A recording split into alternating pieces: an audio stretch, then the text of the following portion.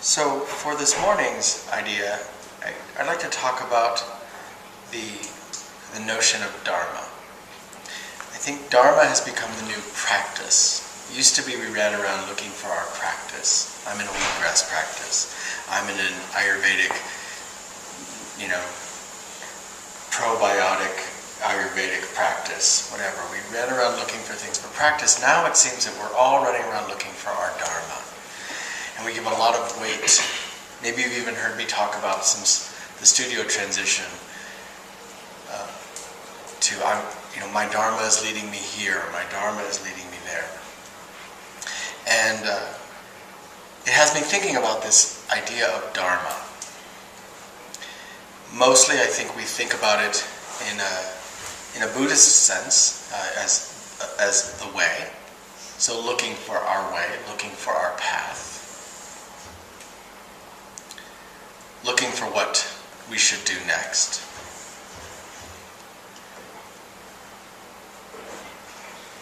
But I also think that Dharma becomes too easily a refuge for I'm not doing what I want to do, and there must be something better out there for me to do, and that must be my Dharma. Our Dharma becomes grass that's greener on the other side of the fence. So looking at the Yoga Sutras for some enlightenment on the idea of Dharma, there's very little on the idea of Dharma. In fact, the two uses of the word Dharma in the Yoga Sutras have nothing at all to do with finding your path, your way, your bliss. Dharma comes from a Sanskrit word drir, to uphold, to sustain, to establish, to support. It's a containing word. It's a structure word. Dharma. So Dharma is more literally that which holds something together. That which holds something together is Dharma.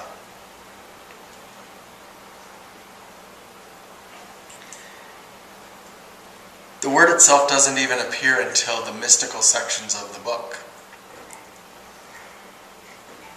where Patanjali writes, if we can develop mental control,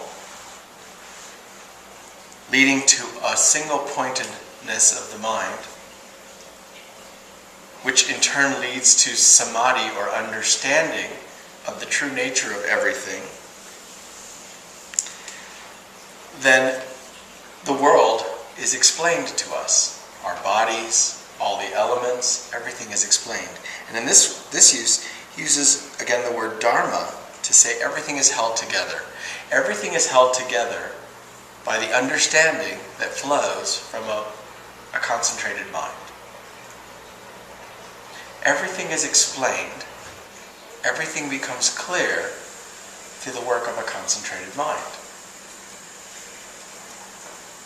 The second time we see the word Dharma is near the end of the book, where he uses the word Dharma Mega Samadhi, which is a great name for a sports team, the Dharma Mega. Dharma Mega Samadhi. The Dharma, that which holds together, the cloud, Mega, of understanding, Samadhi. And he says, the yogi who has no interest in even the greatest knowledge lives in a Dharma Mega Samadhi. The yogi who has no interest in even the greatest of knowledge is able to inhabit a cloud of understanding.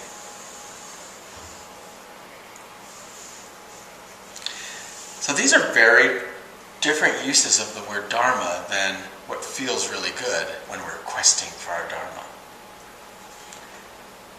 Swami Satchidananda used to say, if you're looking for your path, if you're looking for your Dharma, look down. Where you're standing is it. You are on your path. You are in your Dharma. You are there. It's happening. It's already there for you. You're in the cloud of understanding. What I think makes yoga a beautiful practice is that yoga invites us to recognize that although we might be living inside of the cloud of understanding, we don't understand that we're in the cloud of understanding. Although we might be living inside of all the knowledge there is, we don't know it. Now, Patanjali doesn't use the word Dharma in the way that we often talk about it or the way that it's often offered, but he has another idea that sounds close to it. And it's a big long word. It's Janma Kantanta. And that means the reason for your birth. Janma Katanta, the reason for your birth. And Patanjali offers us early in the book, in practices. He says, you can know the reason for your birth. You can be illuminated. Sambodha. Sambodha. Bodha sounds very close to Buddha, related words, one who is enlightened. You can be awake to Janma Katamta, the reason for your birth. Well, that sounds an awful lot for I need to know my Dharma. I'm looking for my Dharma. And Patanjali offers it to us in a way that is not as fun as we might like, but is the best possible e-ticket to the amusement park of you. He says, you get there through non-grasping and non-greed. Well, that's the way we translate this word, aparigraha. Now, aparigraha is, one of the self-controls, we often call it, behavioral restraints. Aparigraha, pari, is your sphere of life or of influence. That is your pari. The space in which you operate is pari. A means not. Not your sphere. Apari.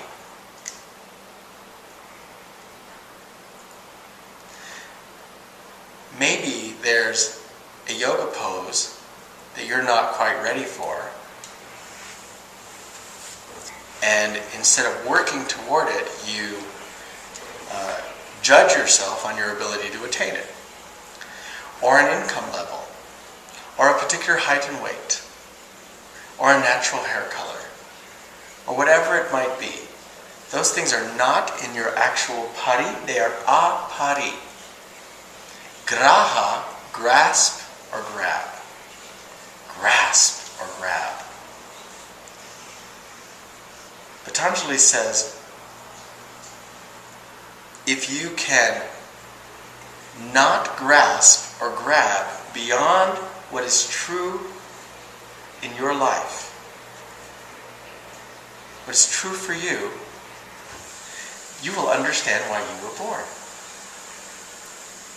And if you pull it apart, that makes pretty great sense. When I was a child, I wanted to be an architect because I liked the word and it sounded like a good job. However, the truth is I'm really terrible at math. And I found out one day that to be a good architect, you had to be good at math. Now, I could have studied really hard and worked very hard and probably have been an architect. I might have been a good architect. I might not have been a good architect. The question is it in my nature to be an architect? Is it within my pari to be an architect? Maybe yes. Maybe I missed my calling. Maybe not. But that's the fundamental question. That's the question. Is it my pari to be a yoga instructor? to be a teacher. Maybe it is, maybe it's not. That's the inquiry for me. What is inside of my body? And when have I reached beyond it? Now, one thing that I want to make sure I'm always working on is I think sometimes the sutras are awfully heavy, or my interpretation of the sutras is awfully heavy. I think the great invitation here, though, is to fully explore the size of your body. There might be things that are part of your life that you're not exploring. Maybe you shut them down. Maybe at an early age when you created scars, samskara, impressions, limitations. Someone said you are not a very good ballerina, so don't be a ballerina. Does that mean you should never dance? Maybe someone said, you don't sing very well, dear.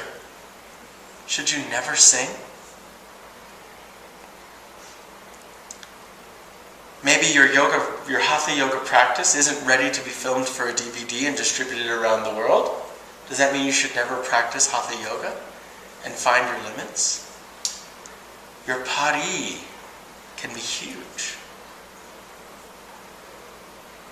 But to know your meaning of life, of your life, the purpose of your birth, means to know the full size of that and know when you've gone past it. Now I wish there were a self-help book or a little checklist I could give you. Do this, check off this, write down here, journal this, spin 3 times in a circle and do this chant. And your pari will be revealed to you. Patanjali offers us only one way to discover what our pari is. Through meditation, through contemplation, through discernment, through inquiry, through trial and error, from observation and correction. This is how we come to understand what our life is about.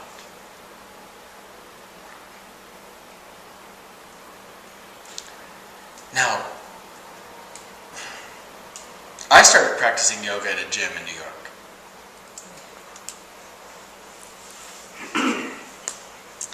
Never imagining that I would offer teachings. I thought I was just going to try to keep up with the skinny kid who was on the mat next to me and be mad at him all the time. To teach yoga seems on one level very natural to me, and on another level very hard to me. Am I that? Do I understand? People have been interpreting these texts for 2,500 years. What business do I have weighing in on any of it, especially disagreeing with some of it? What business do I have being any of that? To get up and sing in front of an audience of 3,000 people, that's easy as pie. To teach a few people a simple lesson, that's work. Not always comfortable work. I don't think I've reached the edge of my pari yet.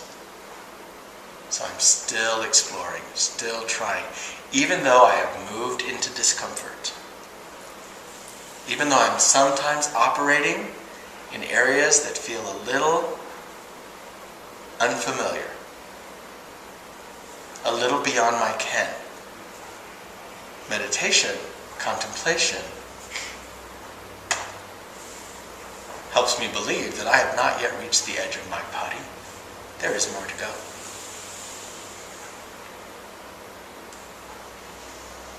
Standing in, stira, right? Standing firm, standing. Like Tadasana, like a spiritual Tadasana. Standing in your life. Not a grasping for something else. Standing in your life, not grasping for things outside of it. Two great ideas together. There's the whole non-grasping portion, but then there's the standing in your life portion. From doing this, you will understand why you were born.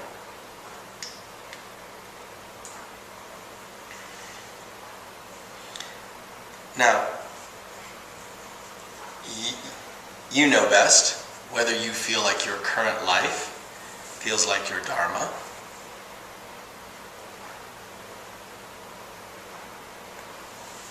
The word Dharma, most often, so we know that it comes from the root of to support, to contain, in a structural sort of supportive way, like a cloud contains moisture. Right? So, but we often use the word Dharma we translate it as righteousness, or the right thing to do. The right thing to do. My own name, Dharmashakti. Yeah.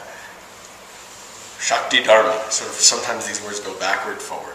So it's the creative power of the universe, the animating power of the universe into doing the right thing, into being righteous.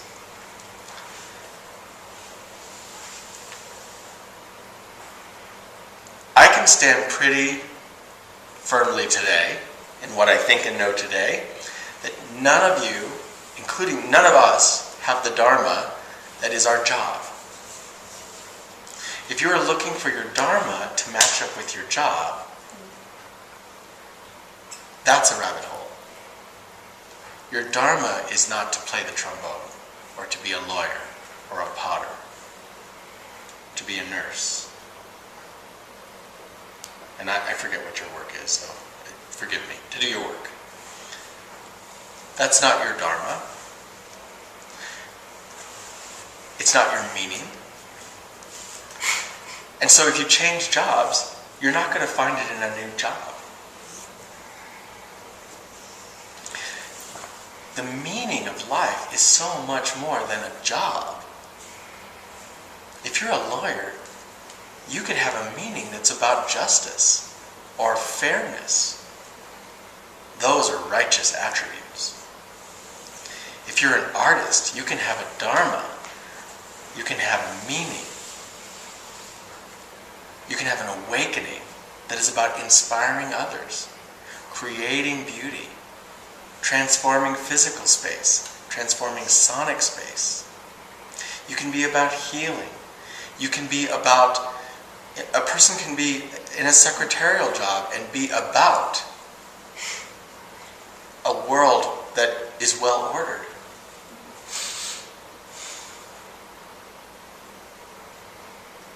You can be a yoga teacher and teach yoga.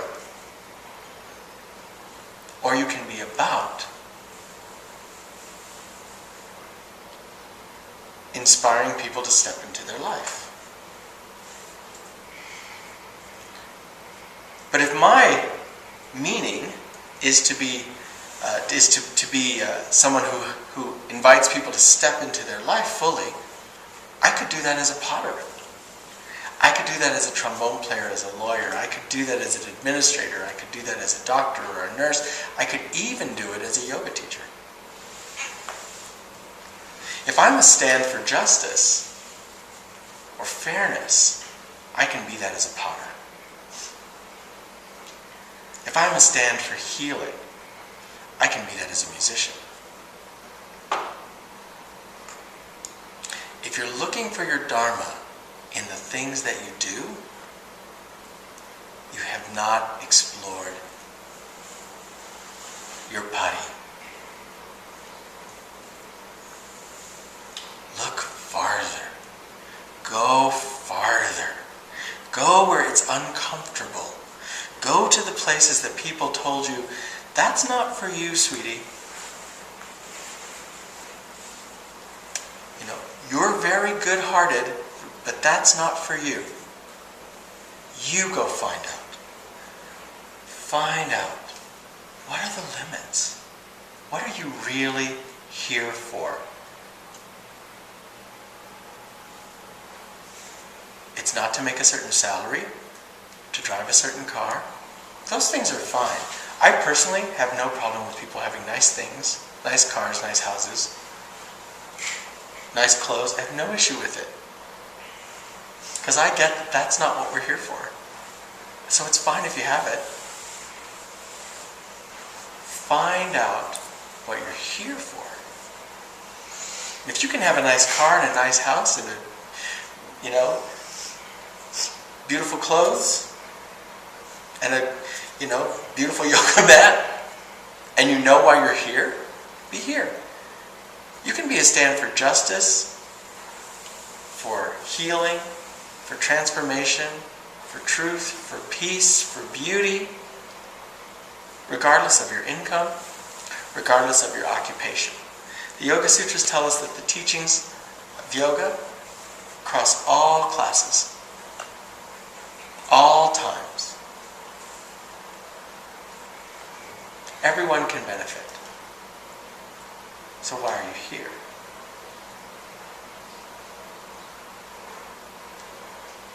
Why are you here?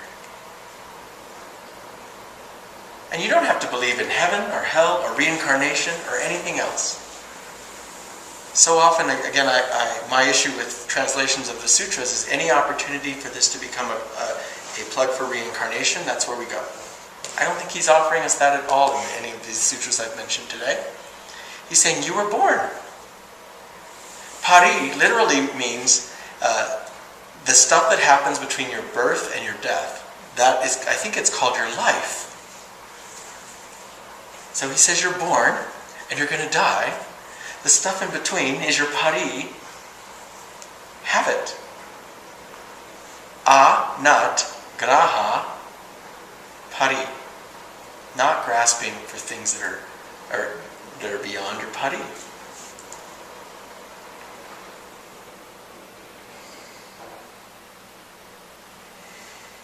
So I did get one question today. Very beautiful, wonderful question. How are mindfulness and wisdom addressed in the Dharma of yoga? Great question.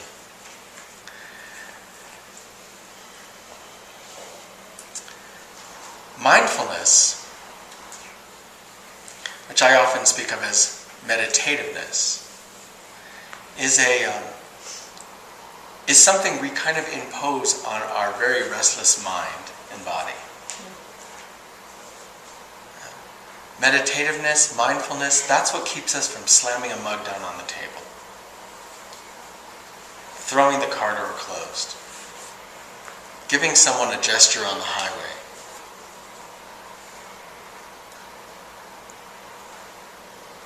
Mindfulness is a bit of a control we impose on ourselves. Too often I think we see the word yoga beautifully translated as yoking, connecting. That's true. I believe that what we're yoking, however, are two very willful, stubborn oxen who are trying to do something in the field, and we need them to do a specific thing. So we have to tie the body, which is restless. We have to tie the mind together, yoke, yud, yoga, and we create mindfulness. So mindfulness is a thing that we choose to do. We choose to impose on ourselves. It's a carefulness. If you're not mindful in your work, what happens? How many pots get ruined? How many people might get injured, or how many conflicts might not get resolved if you're not mindful in your work? So mindfulness is a thing we do. Wisdom. The sutras have, the idea of wisdom is that it is everywhere. Wisdom is what we find in the spaces between the stuff we think. In fact, knowledge and wisdom are very different ideas. Patanjali says knowledge is a distraction from being peaceful. Knowledge is an obstacle to peace. Now, I don't think that he's saying we should be ignorant.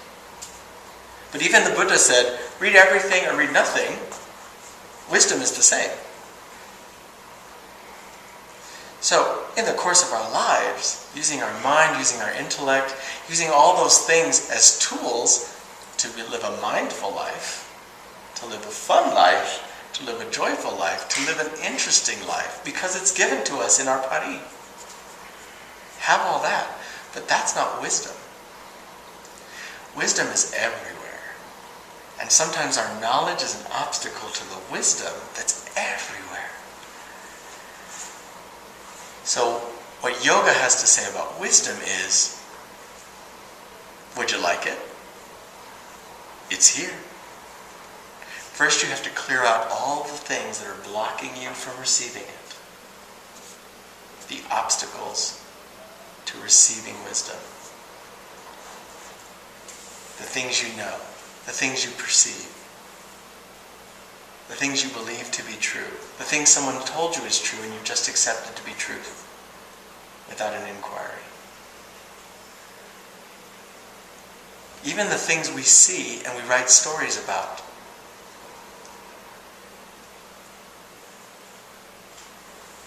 That's a beautiful painting. Aren't I smart? I know the difference between a beautiful painting and an ugly painting. No one in my family would know the difference between a beautiful painting and an ugly painting, but I know the difference between a beautiful painting and an ugly painting. Isn't that wonderful? How great am I? Even taking in something beautiful like nature becomes an obstacle to truth. How lucky am I to be on a retreat? It's so wonderful to be on a retreat. Lots of people can come on the retreat. I'm glad I was smart enough to come on the retreat. I wonder if I can afford the retreat. I can't really afford the retreat. I shouldn't have come on the retreat. I'm kind of a bad person. I shouldn't be doing this. My family needs food. I shouldn't be here. The things we know and perceive and believe become a block to receiving the wisdom of what's available. So what I think yoga has to offer us about mindfulness and wisdom is mindfulness is work. And wisdom is work. And yoga is work. But the payoff for both, the big payoff of yoga is that you get to have a right relationship with everything in the world. If you make something beautiful, enjoy it because it's beautiful. That's a good relationship. If you have someone beautiful in your life, enjoy them because they're wonderful in your life. That's a good relationship. If you enjoy them for all the things that they say about you, that it means for you because you've got this,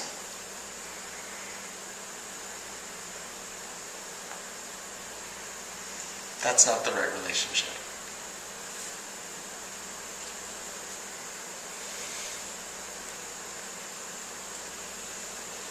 So mindfulness is how we control the mind and the body, and striving towards gentleness through choosing. Wisdom is what we let permeate into us and inspire us to living inside of the cloud of Dharma. To not even hunger for the greatest of knowledge, because we have understanding. Samadhi. We often talk about samadhi as being understanding of the true nature of everything. Another good word for it would be wisdom. Wisdom. Thank you for that question.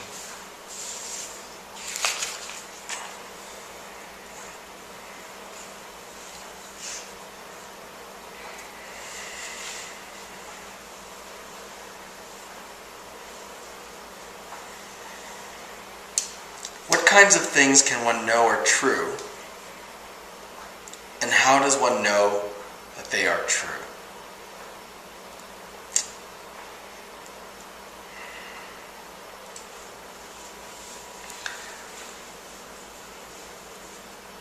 good question.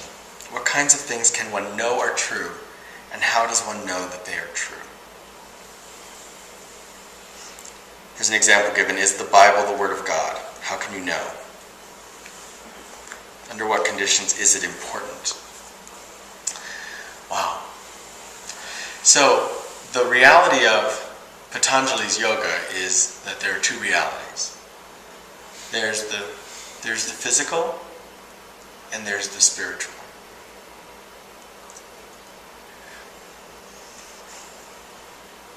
Now, there's a lot of people in Eastern thought who would say nothing that we see is true.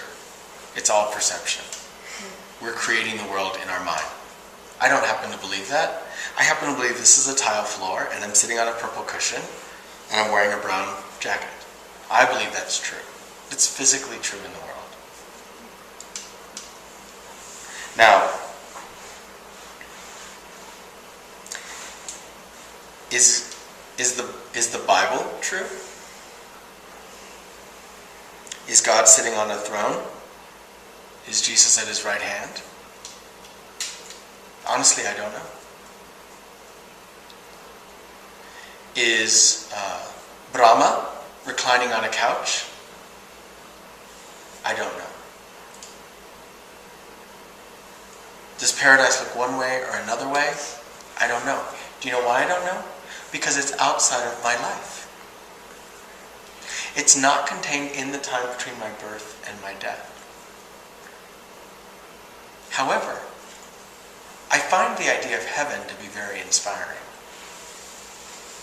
to helping me live a righteous life. When I was a child, I found the idea of hell to be very discouraging and equally inspiring to helping me live a righteous life. So, whether religion is true or not is beyond yoga, which is one of the reasons I love it.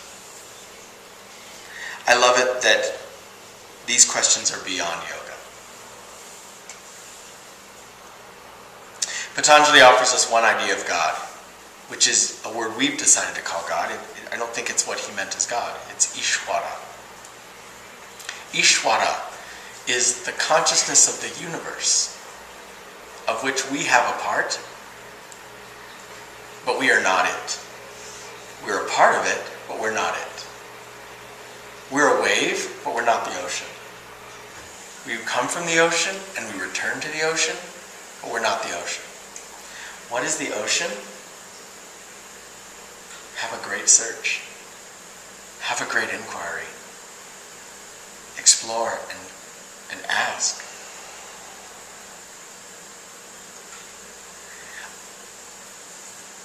Where religion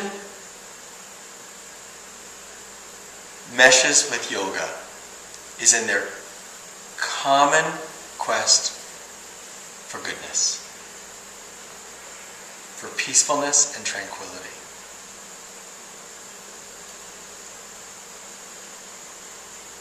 So, from a yogic perspective, if your belief leads you to that, then I think we have a good combination. I think that sounds true.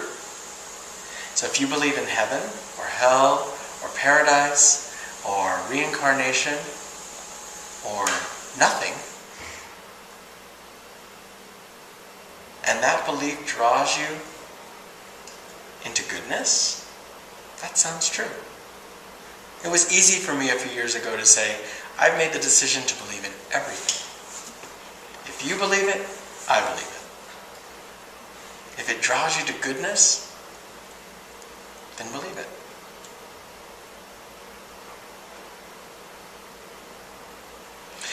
I remember, I grew up fundamentalist. I grew up in the Assemblies of God. And it must have been 3 times a week that I swore that the rapture had come and I had missed it. And then my mother would come home and I knew if she was home, the rapture hadn't happened. She was so good. And I was just filled with relief that the rapture, I hadn't missed it. And I would vow to be a better boy from then on.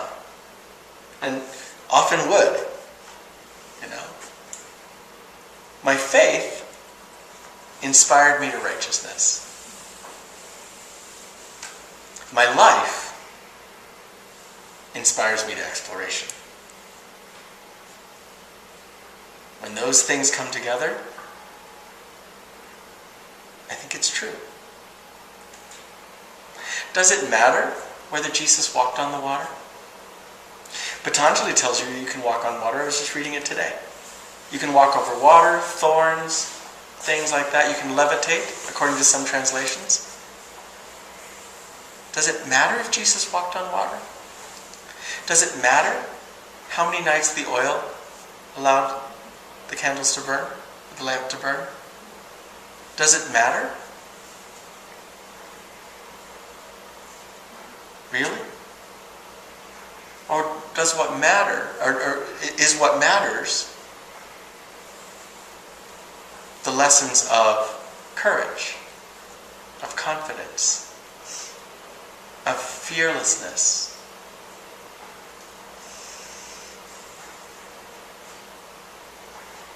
the lesson of ritual, of serenity through ritual, even against all odds. There's not enough oil. What really matters? What's the reason for being for those stories in the first place?